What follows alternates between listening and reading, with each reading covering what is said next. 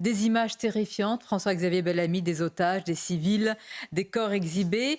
Peut-être d'abord qualifier ce qui est en train de se passer avant de poser la question. Et maintenant, on a beaucoup entendu cette expression de 11 septembre israélien. Est-ce que vous souscrivez à cela ? Avant tout, je voudrais dire, je crois que c'est la première manière de qualifier ce qui vient de se passer, qu'il s'agit là d'une tragédie absolue, dans l'immédiat mais aussi à long terme, on y reviendra. Et il s'agit d'abord d'un crime absolu. C'est un crime. C'est un crime injustifiable, indéfendable, que personne n'a le droit de relativiser. Et vous avez raison de le dire, et la journaliste qui présentait le journal à l'instant l'a rappelé, ces images absolument révoltantes montrent tout autre chose que des soldats entrant en guerre. Ce sont des criminels qui s'en prennent à des innocents. C'est le massacre des innocents. On a vu des hommes entrer armés dans des maisons pour tuer des civils, dont des enfants. On a vu des femmes, des enfants, des civils emmenés en otage. Il n'y a rien à voir. Et beaucoup font la comparaison avec la guerre du Kippour, dont on commémorer l'anniversaire, mais il n'y a rien à voir avec la guerre du Kippour, parce que dans la guerre du Kippour, les forces palestiniennes s'étaient attaquées à Tsahal, à l'armée israélienne. Ici, ce n'est pas l'armée qui est d'abord visée, même si des soldats ont été eux aussi attaqués et tués dans leur sommeil, pour beaucoup d'entre eux. Mais ici, ceux qui ont été attaqués, ce sont des civils qui, évidemment, n'auraient jamais dû être ciblés en tant que tels. Il y a des guerres dans lesquelles on connaît des victimes collatérales, des victimes civiles qui sont indirectement touchées par les conflits. Mais là, ça n'a rien à voir.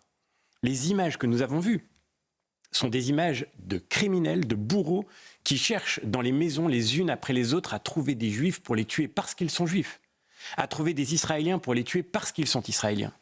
Et cette écœurante asymétrie dans l'emploi de la violence, elle rend, je crois, absolument insupportable la relativisation du crime par les commentaires politiques qui, malheureusement, ont pu être entendus en France. François-Xavier Bellamy, là, depuis quelques heures, la riposte israélienne a démarré. Elle promet d'être totale. Notre ennemi va payer un prix comme il n'en a jamais connu, a déclaré le Premier ministre israélien Benjamin Netanyahou. La France, comme l'Égypte, veulent, dit ces pays, mettre fin à l'escalade. Est-ce qu'il faut entendre par là qu'Israël ne peut pas répondre de la manière dont elle le souhaite à l'ampleur de ces attaques et qu'il faut un peu retenir aussi, faire preuve de mesure aujourd'hui ? Mais Israël a le droit de se défendre et même Israël a le devoir de défendre sa population civile. Dire qu'il faut éviter l'escalade, c'est, j'espère, seulement dire que nous ne devons surtout pas rentrer dans le piège que le Hamas veut tendre à la région tout entière.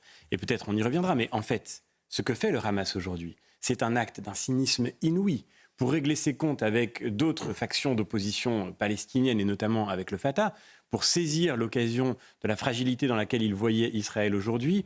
Le Hamas est en train littéralement de poser une bombe sous la table des négociations qui faisait qu'enfin, une normalisation des relations entre Israël et le monde arabe était en train de se construire. En tous les cas, avec c'est l'Arabie exactement Saoudite, ce qui est en train de se pas produire. tout le monde arabe, mais l'Arabie Saoudite. Pas seulement l'Arabie Saoudite. L'Arabie Saoudite, évidemment, un élément essentiel, mais aussi avec le Maroc, mais aussi avec beaucoup de pays de la région. Et on voit qu'aujourd'hui, le Hamas, en réalité, veut la guerre. Le Hamas ne veut pas la justice, comme certains le disent. Le Hamas veut la guerre parce que c'est sa raison d'être. Le Hamas met en danger sa propre population civile d'une manière complètement cynique et exploite sa population civile pour provoquer la guerre avec une espèce d'obsession de sa propre raison d'être, qui est la violence.